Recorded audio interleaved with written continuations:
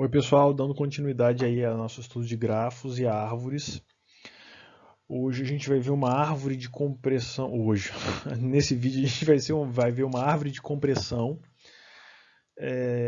chamado código de Huffman, árvore de Huffman, né, que vai codificar os caracteres, criando a codificação de Huffman para compressão de dados, né? E aí usa aí teoria de grafos. Vamos dar uma olhada aí como é que funciona isso. Antes de falar dessa árvore de compressão, só vou comentar sobre tabela ASCII, porque hoje a gente vai fazer uma comparaçãozinha que talvez interessante saber o que é tabela ASCII. Todo aluno de informática, quem não sabe, por favor, vai pesquisar o que é tabela ASCII aí, que é bem importante. Mas vou ficar só com essa explicação básica. Ela é uma tabela, cada caractere é representado por 8 bits. Né? Então tem 8 bits, uma palavra binária, uma cadeia de caracteres binárias de 8 bits para representar um caractere. Então essa aqui seria a representação do A, do B, do C e assim sucessivamente. Se eu tenho 8 bits, eu posso representar 256 caracteres, né? Que é 2 elevado a 8. Isso aí é tabela ASCII. Vale a pena fazer uma leitura para saber um pouquinho mais disso aí.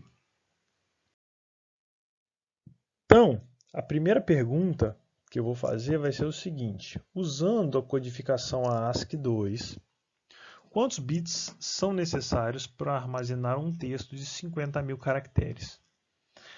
Cada caractere, 8 bits. Então, eu tenho 50.000 caracteres, 8 vezes 50, que eu tenho 4 vezes 10 elevado a 6, né? 4 com 6 zeros depois aí, certo?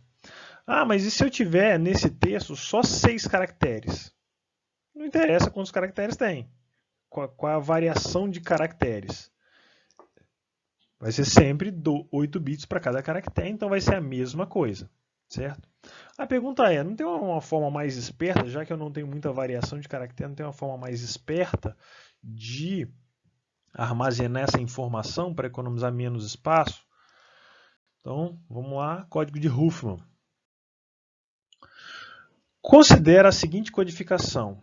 Em vez de usar codificação fixa de 8 bits para cada caractere, eu vou considerar uma codificação variável. Depois eu explico como é que isso funciona. Então, A vai ter um bit só. 48% dos caracteres do texto são A, então vou usar um bit só. 9% são C, então vou usar 4 bits. 12% são G, 3 bits, e assim sucessivamente. Agora eu quero saber quantos bits são ao todo. Então, eu estou usando 1 bit para 48% do total de caracteres. Então, vou multiplicar o total de caracteres, 48% vezes 1 bit. Isso aqui é o número de bits que eu estou usando só para o caractere A. 4, que é o número de bits do caractere C, vezes 9%, vezes os 50.000 caracteres, então eu tenho o número de bits para armazenar o caractere C. E assim sucessivamente. Eu só peguei os 50.000 e coloquei em evidência aqui para deixar essa conta um pouquinho mais organizada, né? E fiz essa continha aí, você pode fazer na calculadora, você vai achar esse valor aqui. 108.500. Repara que é consideravelmente menor do que a ASCII2, né? O número de bits gasto é consideravelmente menor. Então, se eu usasse essa codificação, eu economizaria bastante espaço de memória, certo? Só que como é que funciona a leitura de uma codificação variável? O ASCII2 são 8 bits, eu vou pegando bloco de 8 em 8 e olho na tabela lá qual caractere é. Simples. E numa codificação variável? Na codificação variável, eu vou percorrer bit a bit, me perguntando qual caractere é a cada momento. Por exemplo, eu começo aqui e olho para o primeiro bit. 1. O primeiro bit é 1. 1 pode ser C, G, K, P, interrogação. Se o segundo for 1, eu já elimino o G e interrogação. Sobra C, K e P. Se o terceiro for 1, então eu elimino G e K só sobra o P. Então, esses 3 primeiros bits representam um caractere P. Da mesma maneira, uma vez que eu já descobri o caractere, eu vou e recomeço o processo para a próxima letra, para o próximo caractere. Mesma coisa. Descobri quem é o caractere, recomeço o processo. 1, né? Quem tem 2 uns? O C, o K e o P. Se o próximo for 0, eu vou ficar entre entre C e K. Se o próximo for 1, eu concluo que é o caractere C. Se eu concluir o caractere C, eu vou e recomeço. Sendo o caractere zeros, começando com 0, eu só tenho uma opção, que é o A. Okay? E aí eu tenho a minha cadeia de caractere aqui, passada de binário para os caracteres que eu tenho, certo? Com essa codificação. Fazer mais um exemplo. Começando com 1, então já excluo o A, 1 e o 0. Se eu tiver 1 e o 0, eu fico entre o G e a interrogação. Se o próximo for 0, obrigatoriamente tem que ser interrogação. Então, escrevo interrogação e recomeço o processo para descobrir qual que é. Então, 1, eu tenho como opções C, K e P. Próximo, 0, fico entre C e K. Próximo, 0, só sobra o K, então o K recomeça o processo. Começando com 0, eu só tenho A, recomeço o processo. 1, 0, 1 vai ser C, recomeça, e depois 1, 0, 0 é a interrogação. E aí eu descubro todos os caracteres. Repara que em nenhum momento um código é prefixo de outro. O que seria isso? O que seria prefixo de outro? Eu não tenho um código dentro do outro, aqui em nenhum desses casos, né? Vamos apresentar um contra-exemplo, um exemplo contrário, que aí a gente vê o que seria ter um código dentro do outro. Observa aqui uma coisa, o A, que tem código 01, ele está dentro do C, porque o C é 011, o A é 01. Então, o A é um prefixo do C. Então, se eu tiver a cadeia de bits 01101, eu posso ter duas codificações possíveis, A, B ou C e A. Duas divisões possíveis, eu não consigo decidir aqui. Então, essa codificação não funciona, não serve para uma cadeia binária. Okay? Não vai funcionar. Por que a outra funcionou e essa não? Porque a outra estava inscrita dentro de uma árvore, onde as folhas, que são as decisões a serem tomadas, vão ser os caracteres. Eu não tenho um caractere numa folha interna, num nó interno, só nas folhas. Nós internos não tem caractere. Os caracteres estão só aqui nas folhas, repara. Então, nessas condições, uma cadeia nunca vai ser prefixo de outra, né? Eu não tenho um A aqui no meio, não tem nenhuma letra em nó interno, então não tem como ser prefixo, ok? Então a ideia é construir uma codificação variável que seja dentro de uma árvore que tenha uma codificação mínima, que eu use o número mínimo de bits possível. Certo?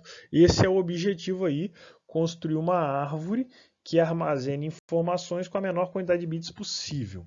Essa é a ideia. O processo para isso, o algoritmo para isso é o código de Huffman, que é basicamente a ideia de construir uma árvore.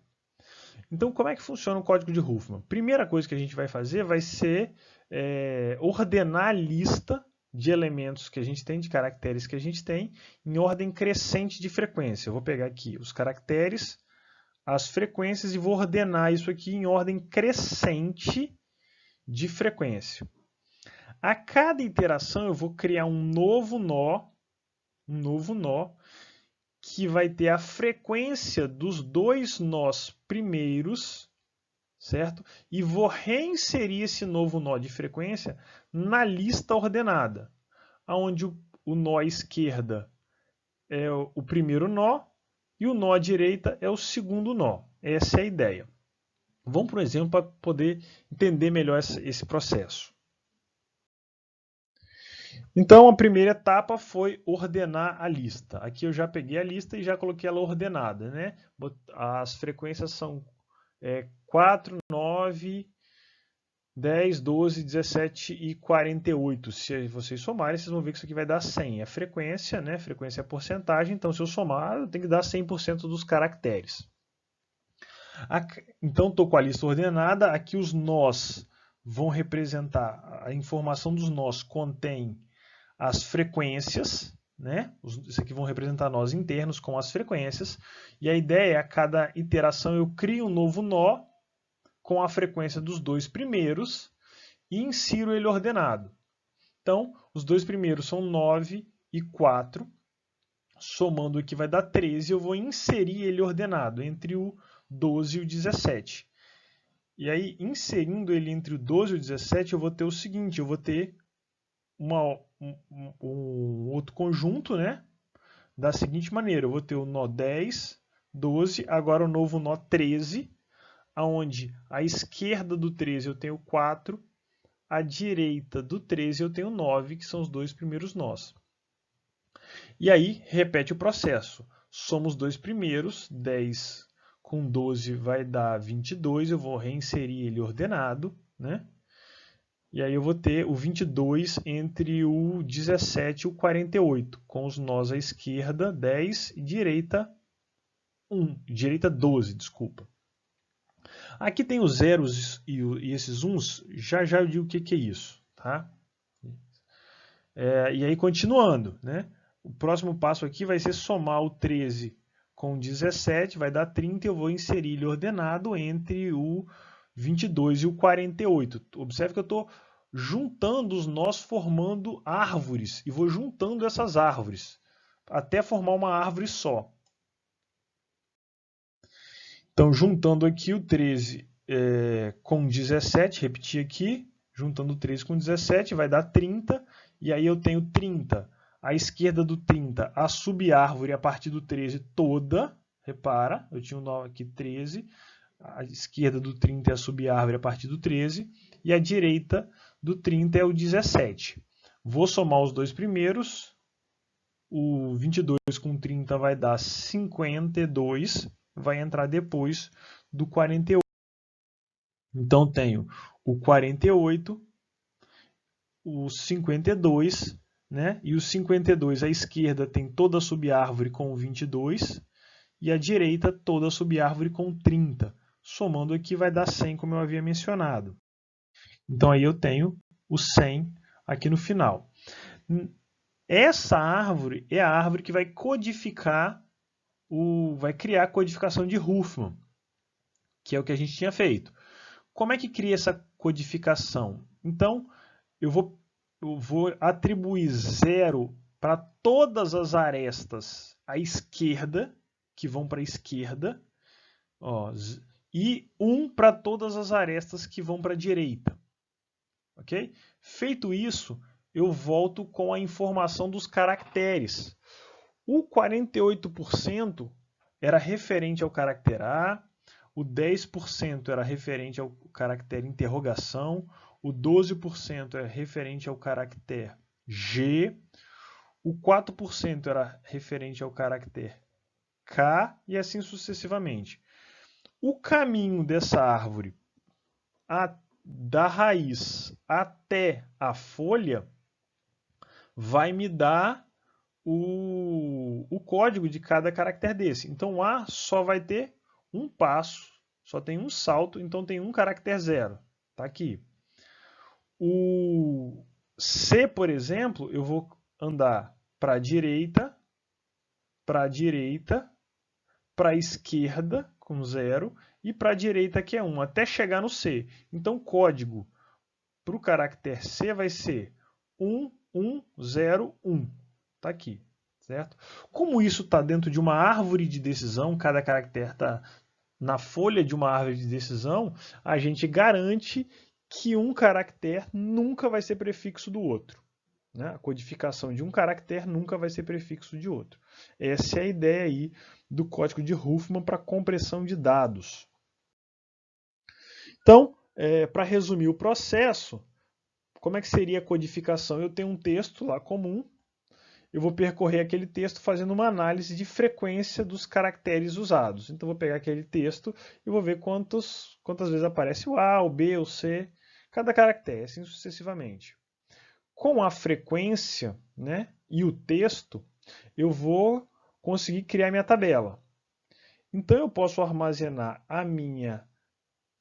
o meu texto codificado e armazenar minha tabela. Então, usando o texto comum e a tabela, eu vou criar o texto codificado. E depois eu consigo retornar. Assim, com o arquivo codificado e com a tabela de código, eu volto para o texto original. Tá? Essa é a ideia para armazenar, fazer compressão de dados aí usando o código de Huffman. E aí no final aqui, uma listinha mínima.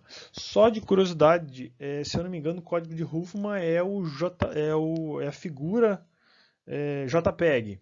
O JPEG é código de Huffman. Basicamente é isso aí, em cima dos pixels em vez de caractere. Né? Então ele pega a repetição dos pixels e aplica aí o código de Huffman. Ok? Só para ilustrar aí como curiosidade a aplicação do código de Huffman.